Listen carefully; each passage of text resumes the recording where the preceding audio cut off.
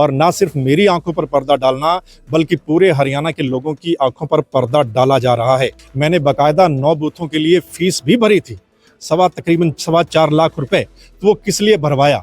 यहाँ पर क्या हो रहा है, फॉर्मेलिटी की जा रही है, वो डाटा डिलीट किया जा रहा है। जो एक्चुअल में चुनावी डाटा था, जिन बूथों पर मैंने मांग की, उस डाटा को क्लियर करके, उस डाटा को डिलीट करके नए सिरे से ये कहते हैं कि हम पोल करवाते हैं। मेरे साथ हैं रानिया विधानसभा से कांग्रेस प्रत्याशी सर्व मित्तल, जिन्होंने चुनाव आयोग को शिकायत की थी और 9 बूथों को लेकर, उन 9 बूथों की आज रीचेकिंग होनी थी, लेकिन सर्व मित्तल के ऑब्जेक्शन के बाद उसको वहीं रोक दिया गया। बिल्कुल, जिस बात के लिए हम आए थे या जिस बात के लिए हमने अप्लाई किया था वो यहाँ पर नहीं हुआ। It's just an I wash, आंखों पर पर्दा डालने वाली बात है। और ना सिर्फ मेरी आंखों पर पर्दा डालना बल्कि पूरे हरियाणा के लोगों की आंखों पर पर्दा डाला जा रहा है। मैंने 9 बूथों के लिए अप्लाई किया था और वो भी तब किया था जब चुनाव के नतीजे आए थे। 7 दिन के अंदर अंदर अप्लाई करना होता है, अगर किसी को कोई ऑब्जेक्शन होता है तो। मैंने बाकायदा 9 बूथों के लिए फीस भी भरी थी, तकरीबन 4.25 लाख रुपए। तो वो किस लिए भरवाया? अगर मुझे उन 9 बूथों की नहीं दिखानी, यहाँ पर क्या हो रहा है, फॉर्मेलिटी की जा रही है, वो डाटा डिलीट किया जा रहा है। जो एक्चुअल में चुनावी डाटा था, जिन बूथों पर मैंने मांग की, उस डाटा को क्लियर करके, उस डाटा को डिलीट करके नए सिरे से ये कहते हैं कि हम पोल करवाते हैं, मूक पोल करवा देते हैं। ये देखिए, ईवीएम में इतना बटन दबाया, इतना वहां से निकला। तो इसका मतलब क्या है? फिर मुझे क्यों मेरे से 9 बूथों का वो भरवाया गया, क्यों पैसा भरवाया गया, उसका मतलब क्या है? तो मैं इस बात से संतुष्ट नहीं हूं। मैंने इस प्रक्रिया को यहीं रोकने के लिए लिख दिया है। तो इन्होंने आपको पहले इन्फॉर्म किया था कि 5 दिन का ये प्रोसेस चलेगा, प्रोसेस लंबा है? हाँ, मेरे पास बाकायदा मेल आया था कि ये 5 दिन है, 9 से 13 तक। तो मुझे वही देखकर बड़ी हैरानी हुई कि सिर्फ 9 बूथों का है, तो 9 बूथों के लिए 5 दिन कैसे? 5 दिन कैसे? तो यहाँ मतलब इन्होंने ये बोला है कि जैसे 2 यूनिट हर रोज निकाली जाएगी, तो उसका जैसे होता है कि गिनी जाएंगी, इतना वोट है। तो मैंने सोचा चलो कोई बात नहीं, अगर मेरे एक्चुअल वो 9 बूथों की गिनती होती है तो चाहे 4 दिन लग जाए, 5 दिन, मतलब मुझे संतुष्टि होनी चाहिए कि कितना ईवीएम में पड़ा, कितना वीवीपैट में निकला, क्या वो बराबर है या नहीं है। लेकिन यहाँ तो कुछ और निकला कि आप मोक पोल करवा रहे हैं सिर्फ। तो मोक पोल 5 दिन करवाने की क्या जरूरत है? मेरे को ये समझ में नहीं आता। ये सवाल खड़े करता है इनके ऊपर भी कि मोक पोल 5 दिन किस लिए, तो और फिर वो 9 बूथों के लिए किस लिए? फिर एक ही बूथ बहुत है, एक ही मशीन बहुत है, एक ही मशीन से मोक पोल करवा लीजिए, उतने से पता चल जाएगा। तो ये सरेआम जो है एक तरीके से जो सुप्रीम कोर्ट के निर्देश हैं उनको भी नहीं माना जा रहा है। सर मित्र, रानिया हल्का इतना बड़ा है, आपने ये 9 बूथ ही क्यों चुने? आपको लगता था यहाँ गड़बड़ हुई है? नहीं, इनका एक जो प्रोसीजर होता है कि सिर्फ आप इतने % दोबारा जांच करवा सकते हैं जी। कि सिर्फ इतनी ईवीएम की, यानी टोटल इतने बूथ हैं, तो सिर्फ इतने % जो है वो आप दोबारा जांच करवा सकते हैं। तो उसको देखते हुए ही जितने बनते थे हम उतने चुने हैं हमने। और उन बूथ जहां पर हमें लग रहा था कि हमारा वोट ज्यादा निकलना था लेकिन हमें कम निकला है, हमने उन बूथों के लिए पर्टिकुलर अप्लाई किया था, बाकायदा फीस भरी थी। और ये बहुत पहले भरी थी, जब चुनाव का नतीजा आया था, अगले 5-6 दिन में ही, क्योंकि 7 दिन का वक्त होता है। हमने उसी समय ही अप्लाई किया था और हमें उम्मीद थी कि बहुत जल्दी ये करवाया जाएगा। लेकिन आप देखिए कितने महीने हो चुके हैं, अब जाके करवा रहे हैं। एक तो लेट करवा रहे हैं और दूसरा फॉर्मेलिटी पूरी कर रहे हैं कि जो हमने चाहा, कहा, जो मांगा, जिसके लिए पैसे भरे, वो तो करवा नहीं रहे, ये मोक पोल करवा रहे हैं। तो सरेआम इलेक्शन कमीशन पर ये सवाल खड़े होते हैं। क्योंकि मैं सुन रहा था जब दिल्ली का चुनाव डिक्लेयर हो रहा था तो मुख्य चुनाव आयुक्त साहब कह रहे थे कि भाई ये ऑब्जेक्शन तो बहुत लग रहे हैं, उसका क्या फायदा, हम तो पाक साफ हैं। अगर कोई एक बूथ के बारे में भी बोलेगा तो हम उसको संतुष्ट करेंगे, क्लियर करके दिखाएंगे। तो आप मुझे संतुष्ट कीजिए। आप तो मेरे एक बूथ की भी गिनती नहीं करवा रहे हैं दोबारा, आप मुझे एक बूथ की भी ईवीएम और वीवीपैट की काउंटिंग नहीं दिखा रहे हैं कि क्या वो एक्चुअल में सही है।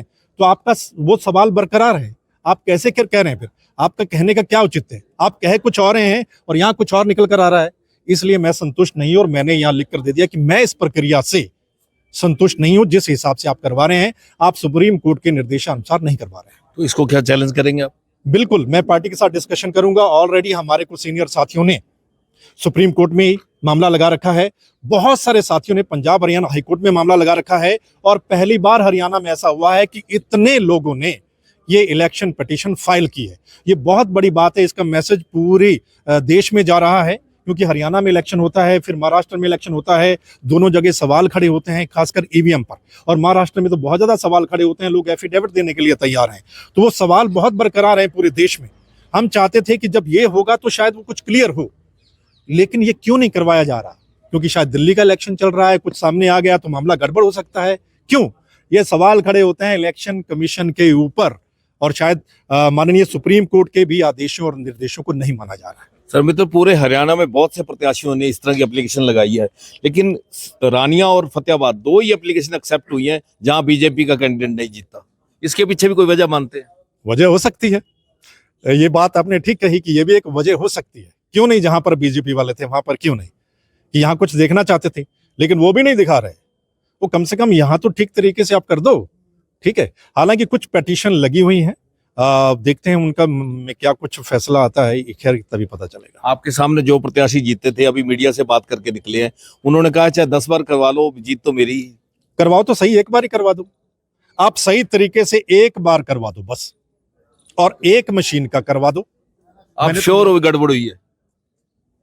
पूरे देश में सवाल खड़े हो रहे हैं, पूरा हरियाणा कह रहा है कि समथिंग इज गड़बड़ हुआ है, तो हमने अप्लाई किया, तो आप हमें क्लियर करो। अगर आप कहते हैं कि गड़बड़ नहीं हुई तो आप हमें संतुष्ट कर दीजिए, भाई आपके इस बूथ पर आपने अप्लाई किया था, इतने ईवीएम में, इतने वीवीपैट में बराबर निकले हैं, जितने जिस कैंडिडेट को पड़े वो बराबर निकले हैं, तो मैं संतुष्ट हो जाऊंगा।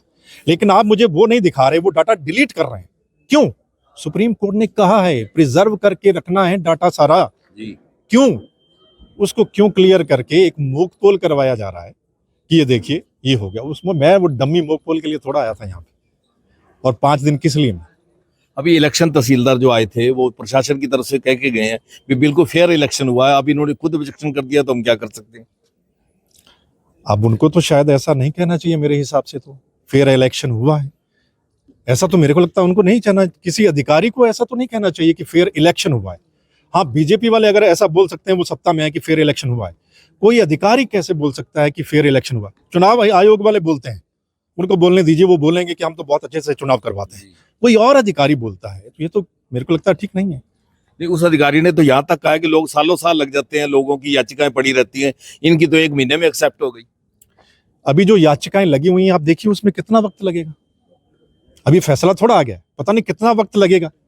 और मुझे तो ऐसा लग रहा था कि कई सालों बाद अगर मैंने मांग की वो अगर आ रही है सामने, पूरे हरियाणा में अगर मेरे वाली सीट पे हो रहा है, तो ये अच्छी बात है कि मुझे पता चलेगा पूरे प्रोसेस का, और जो पूरे देश में सवाल खड़े हो रहे हैं, कम से कम मैं उस बात से क्लियर होऊंगा कि चुनाव आयोग जो बोल रहा है क्या वो सही है या नहीं है। लेकिन चुनाव आयोग जो बोल रहा है मीडिया के सामने, और जो यहाँ पे प्रोसेस चल रहा है, इसमें जमीन आसमान का अंतर है। वहां कुछ और बोला जा रहा है और यहाँ कुछ और करके दिखाया जा रहा है, इसलिए वो सवाल अभी भी बरकरार है। पार्टी ने कोई दिल्ली चुनाव के लिए आपकी ड्यूटी लगाई है? हाँ, वो प्रोसेस चल रहा है, देखते हैं अगले कुछ दिनों में दिल्ली चुनाव में भी पहुंचेंगे। तो ये थे रानिया से कांग्रेस प्रत्याशी सर्व मित्तर, जिन्होंने आज ऑब्जेक्शन फाइल कर दिया कि मेरे को इस तरह का प्रोसेस पसंद नहीं है, अब मैं कोर्ट की शरण लूंगा। हरियाणा तक के लिए सिरसा से बलजीत सिंह।